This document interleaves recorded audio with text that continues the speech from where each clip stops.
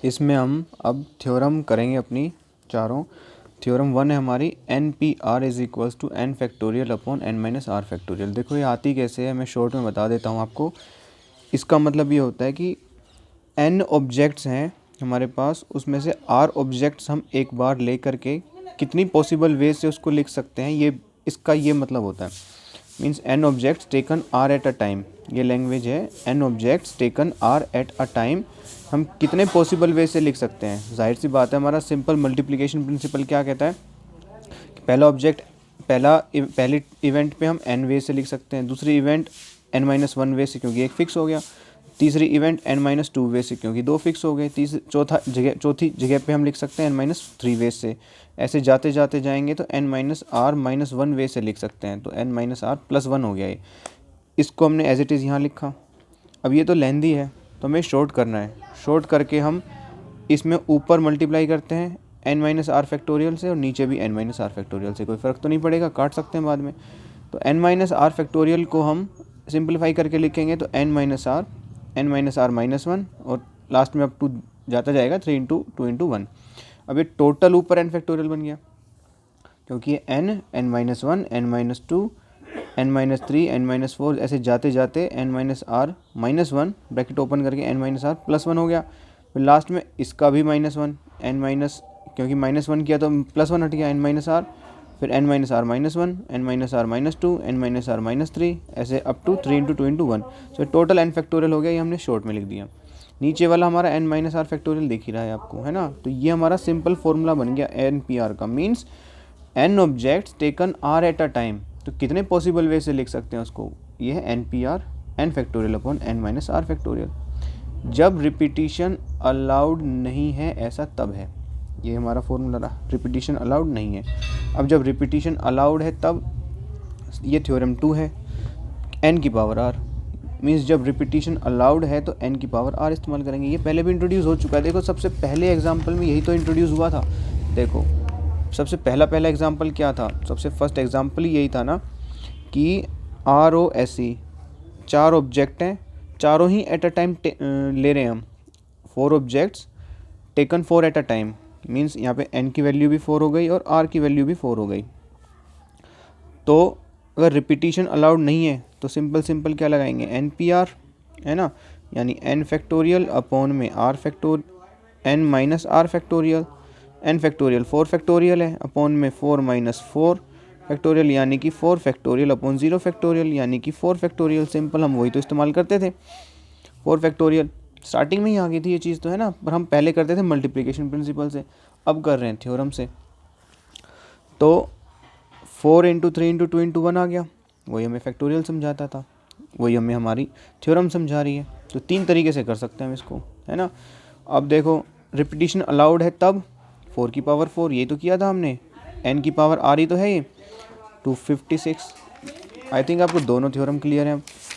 अब थ्योरम 3 क्या कहती है कि अगर n ऑब्जेक्ट्स हैं उसमें से कुछ ऑब्जेक्ट्स रिपीट हो रहे हैं तो वो ऑब्जेक्ट्स जो रिपीट हो रहे हैं उतने का फैक्टोरियल करके डिवाइड कर देंगे, और अगर कई ज़्यादा ऑब्जेक्ट्स रिपीट कर रहे हैं तो उतनी ही बार हम नीचे ये अलाउ कर देंगे। जैसे कि देखो एग्जांपल देख लेते हैं, एग्जांपल 9 इसी पर बेस्ड है। क्या कह रहा है एग्जांपल 9 कि इलाहाबाद वर्ड है, इलाहाबाद, इसमें देखो इसके नंबर ऑफ़ परम्यूटेशंस बताने हैं, डिस्टिंक्ट परम्यूटेशंस, रिपीट नहीं होने चाहिए, डिस्टिंक्ट परम्यूटेशंस बताने। तो इसमें देखो 1 2 3 4, ए कितनी बार रिपीट हो रहा है 4 टाइम्स, एल कितनी बार रिपीट हो रहा है 2 टाइम्स, बाकी सब कोई रिपीट हो रहे हैं क्या, नहीं, ए हो गया रिपीट हुए, एल हो गया रिपीट हुए, बाकी एच बी डी सेम है। जो रिपीट नहीं हो रहे हैं उनसे कोई मतलब नहीं है हमें, जो रिपीट हो रहे हैं ना उनको डिलीट कर देना है हमें, उनको कट कर देना है। तो कैसे करेंगे, अगर देखो एक वर्ड है, मैं बताता हूँ आपको, जैसे कि एक वर्ड है अगेन, है ना, ये एक वर्ड है, इसमें 1 2 3 4 5 दो ही हैं ए जो रिपीट हो रहे हैं ना। तो अगर हम इसकी परम्यूटेशंस बताएं तो 5 फैक्टोरियल बन जाएगी, है ना, 5 फैक्टोरियल परम्यूटेशंस बन जाएगी। लेकिन 2 रिपीट हो रहे हैं तो अपॉन में 2 फैक्टोरियल कर देंगे। तो ये हमारा जो एग्जांपल किया है हमने अभी अगेन वाला, ये हमारा हो गया थ्योरम 3 के अकॉर्डिंग, यानी n factorial upon p factorial, क्योंकि एक ए ऐसा है जो रिपीट हो रहा है ना, तो 5 फैक्टोरियल अपॉन 2 फैक्टोरियल कर दिया। अब इधर देखो ज़रा आप, कितने सारे रिपीट हो रहे हैं, ए भी 4 टाइम्स रिपीट हो रहा है और एल भी 2 टाइम्स। तो हम क्या करेंगे, टोटल कितने हैं ये काउंट कर लेते हैं, 1 2 3 4 5 6 7 8 9, 9 रिपीट हो रहे हैं। 9 रिपीट हो रहे हैं तो 9 फैक्टोरियल मीन्स 9 है ये टोटल, एन मीन्स एन यहाँ पर 9 है, तो 9 फैक्टोरियल अपॉन में 4 रिपीट हो रहे हैं 4 फैक्टोरियल, 2 रिपीट हो रहे हैं 2 फैक्टोरियल, ए और एल रिपीट हो रहे हैं ना 4 और 2 टाइम्स। सो इनको डिलीट कर देंगे यहाँ से, मीन्स इनको डिवाइड कर देंगे, हटा देंगे, उन नंबर ऑफ काउंटिंग में से हटा देंगे। सो एन फैक्टोरियल 9 8 7 6 5 4 फैक्टोरियल, नीचे भी 4 फैक्टोरियल इंटू 2, इससे 4 फैक्टोरियल कट गया, 2 से 4 आ गया, यानी कि 9 4 7 5 6 मल्टीप्लाई करके 7560 आंसर आ गया, है ना। तो ये है थ्योरम 3 और 4।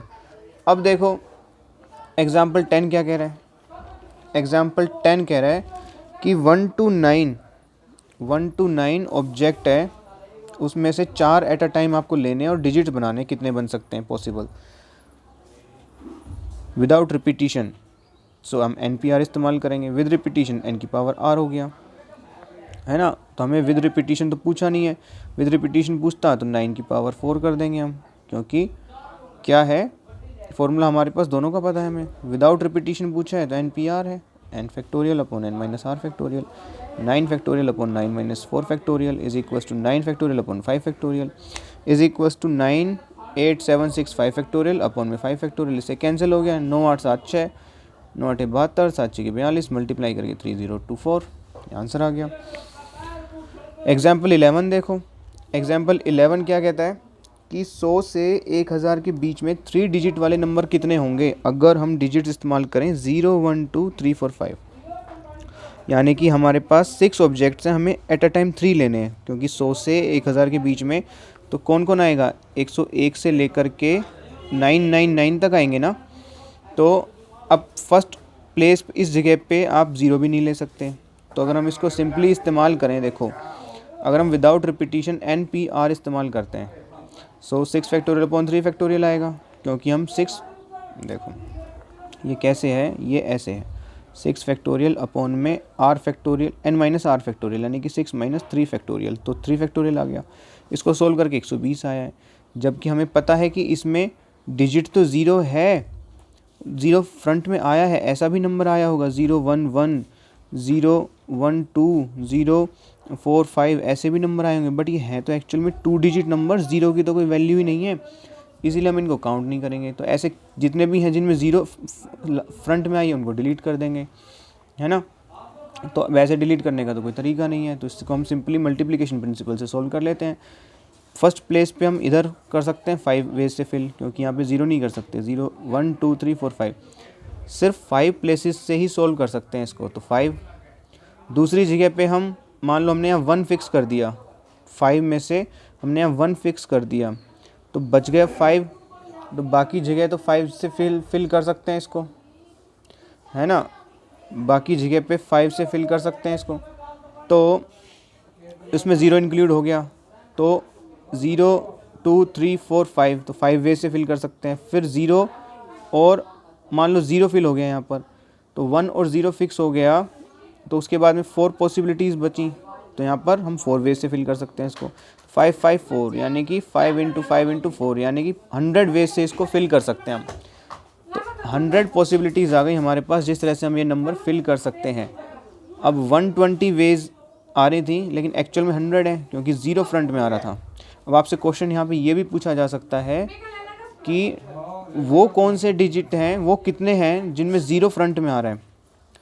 भाई टोटल आप 6 ऑब्जेक्ट्स हैं, उनमें से 3 एट अ टाइम आप इस्तेमाल कर रहे हो, उनमें से आप 3 एट अ टाइम इस्तेमाल कर रहे हो, तो 6 फैक्टोरियल अपॉन में n माइनस r, यानी कि n factorial upon n minus r factorial इस्तेमाल करोगे, तो उसमें से 6 फैक्टोरियल अपॉन 3 फैक्टोरियल करके 120 आंसर आ गया।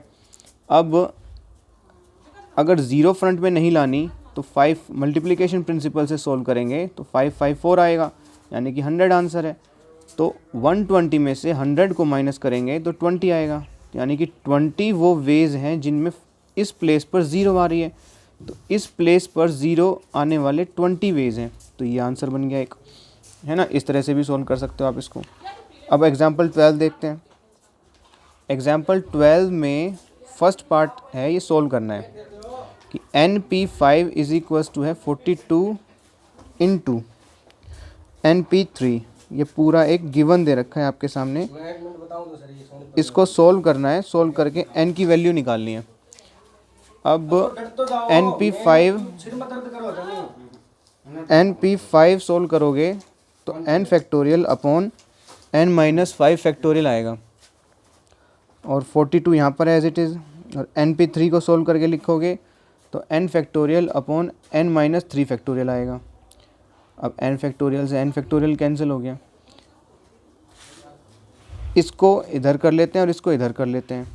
इसको इधर सोल्व करके लिखेंगे तो n-3, n-4 और n-5 फैक्टोरियल आएगा।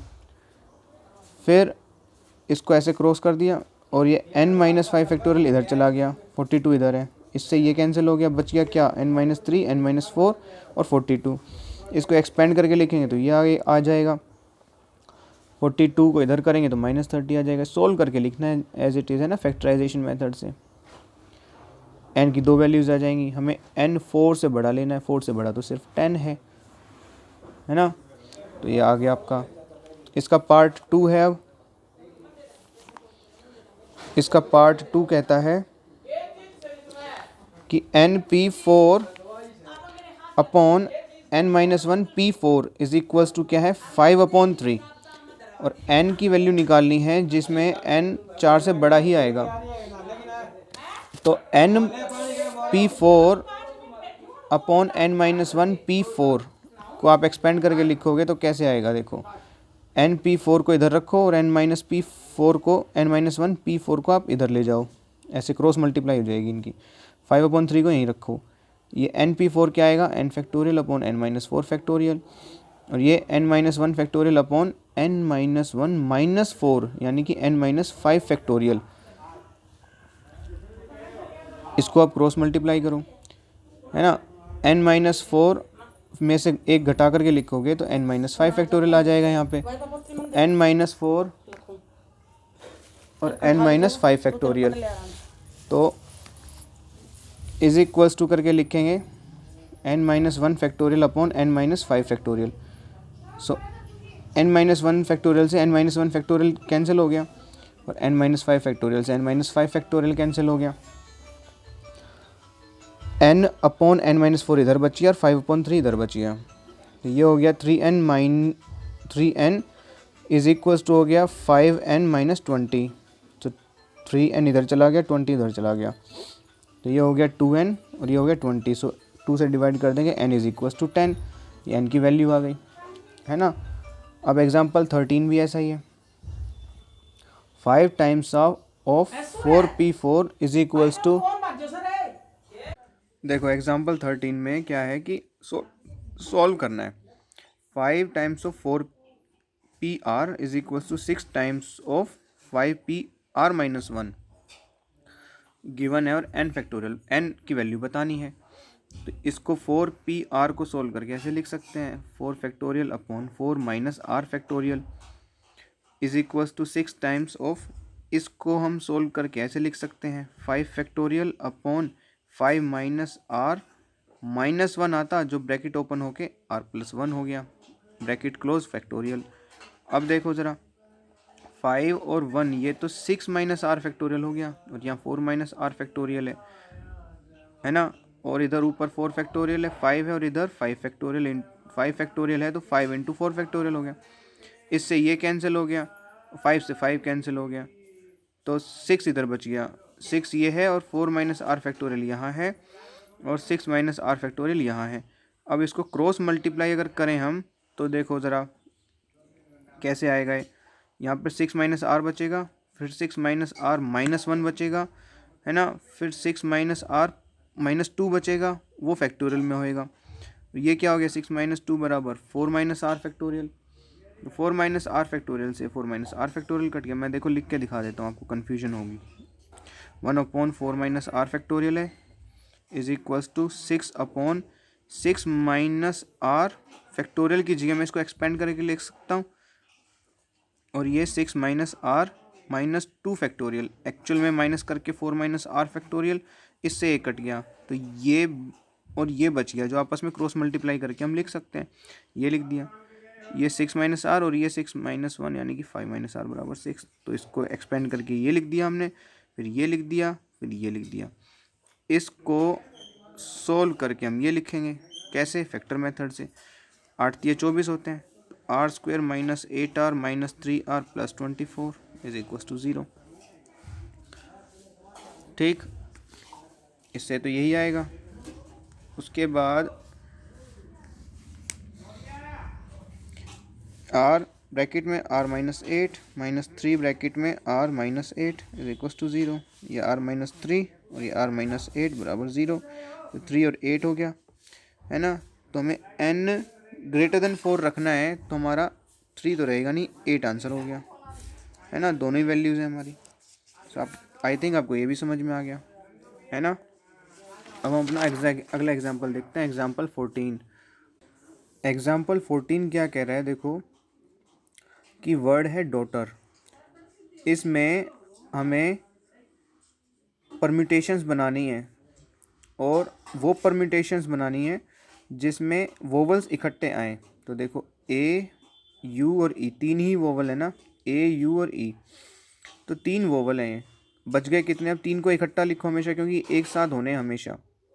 बच गए कितने, 5, यानी कि इनको अब ऐसे लिखो आप, D A you ji H T E और आर, ये एक साथ, ये तो हमेशा एक साथ रखने हैं, तो इनको एज अ सिंगल ऑब्जेक्ट अब काउंट करेंगे हम। तो कितने हो गए, 1 2 3 4 5 और 6, टोटल 6 हो गए।